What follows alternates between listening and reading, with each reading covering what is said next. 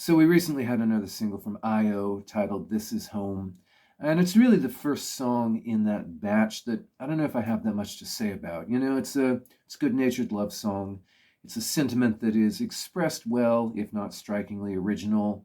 The arrangement is built on top of something that's either live drumming or a drum machine that's kind of arranged to sound like live drumming, which has kind of a syncopated quality without really being, compellingly propulsive. There's a midsection with a nice kind of synth build and some strings that pulls off a pretty good build-up. Another layer of strings after that, which adds some depth, and then some yeah kind of stuff at the end that maybe undermines some of the feeling, I think. It's a fine enough song. It's typical of what he's done on this album. I can't think of much else to say about it. That does mean there are two remaining songs left, which can't help but feel a bit melancholy to me, even though the songs that have come out so far have leaned more toward fine than amazing. My sense right now is this is a perfectly decent album that isn't necessarily going to be life-changing, but, neither will it be embarrassing. But it's been nice having a little bit of slow-rolling surprise, the introduction of new Peter Gabriel material. Even though I haven't been as kind to it as some people would want me to, it's still kind of sad to know it'll be over soon. This is probably a cheesy connection, but this stuff is home in a way. This music has been my psychological home. It's been a resting place for my heart and mind, and probably for yours as well. No matter what house I might sleep in, no matter what people might come in and out of my life.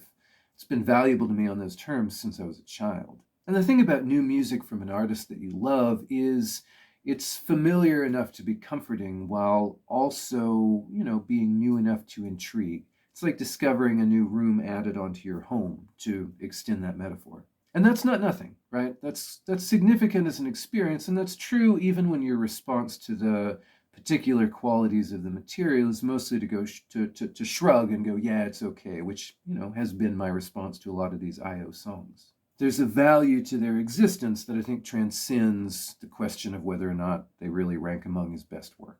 But last week I raved about Steven Wilson's The Harmony Codex, an album which integrates elements of, electronic music and progressive rock, of organic and synthetic textures. And as I sat down this week to try to find something to say about This Is Home, I wondered if perhaps I've been hypocritical. One thing I've criticized several times about these IO tracks is the production, right? The way they blend some synthetic elements and some live elements in a way that makes those things indistinguishable. The way all the drums sound like a drum machine, a lot of the strings sound like a synth.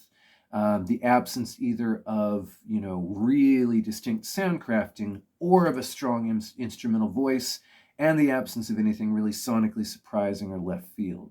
But you could say the same thing about Harmony Codex, right? An album which clearly has some live elements, but is saturated with synthetic textures, an album which integrates its many sounds and tones into something that's diverse without being really ever jarring or surprising. I said in one video that I wished Gabriel would do something as weird as the Barbershop Quartet on Excuse Me from the first solo album.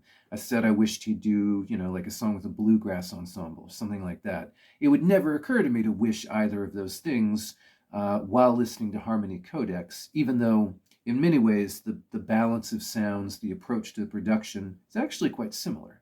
And obviously Wilson is a generation younger than Gabriel, but, they're both relatively late career albums from elder statesmen whose career-defining work is probably behind them. And they both have kind of a reflective, melancholy, philosophical mood, even if I.O. is somewhat lighter in tone, right? So I wanted to think more about the relative qualities of those albums and why they've landed differently. And it's not just me, the reviews, the first impressions for Harmony Codex have been really positive, whereas most of the comments that I've heard about the I.O. tracks, either in person or online, have been somewhere between dismissive and maybe mildly positive.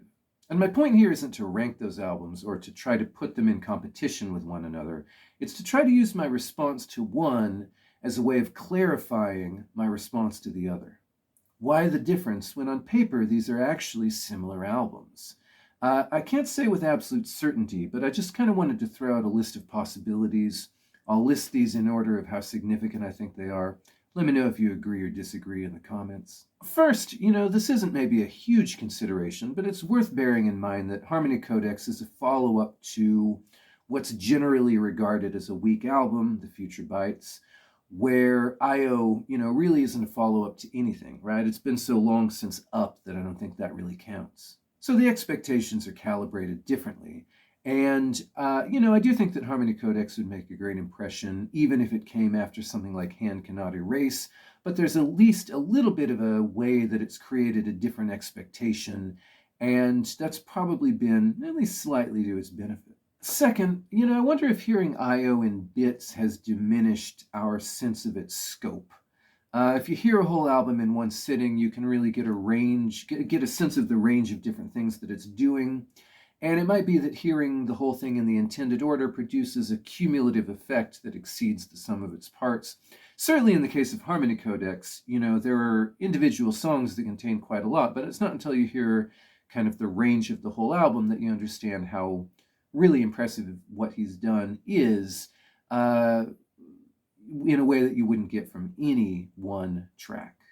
Third, Harmony Codex has much more of a sense of real musicianship. On his solo albums, Wilson always gives individual players the space to stretch out and play, right? There are complex riffs, there are digressions into lengthy keyboard and guitar solos.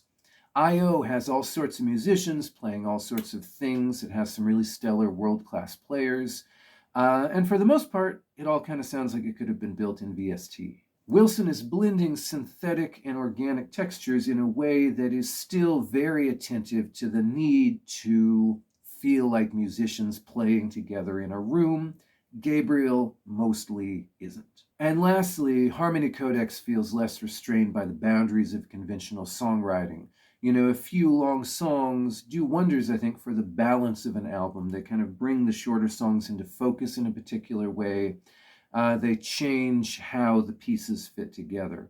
Obviously, the formula of verse, chorus, middle eight, it's pretty effective. It must be, or it wouldn't be so incredibly widely used. But it does become stale when you never allow yourself to use any other form. And even albums like Us and So had things like, 14 Black Paintings with its long instrumental intro and its linear structure. Or This Is the Picture, which is more kind of a chanted mantra with no readily identifiable chorus. Whereas IO has a really kind of deep conservatism to its song structures that feels less and less imaginative the more of it that you hear. All right, so those are my thoughts about how these albums stack up. Sheds a little bit of light, I think, on why I've been less impressed with IO, even though on paper it's a very similar album. And even though ultimately both kind of maybe even occupy roughly similar places in the catalog, leaving aside, I guess, the 20-year gap between albums for Gabriel. Thanks for listening. Hope you have a good week. Please do check out some of my own album playlists for my work here on YouTube. Look up Electric Brain, Electric Shadow on Bandcamp or your favorite streaming service. See everybody next week.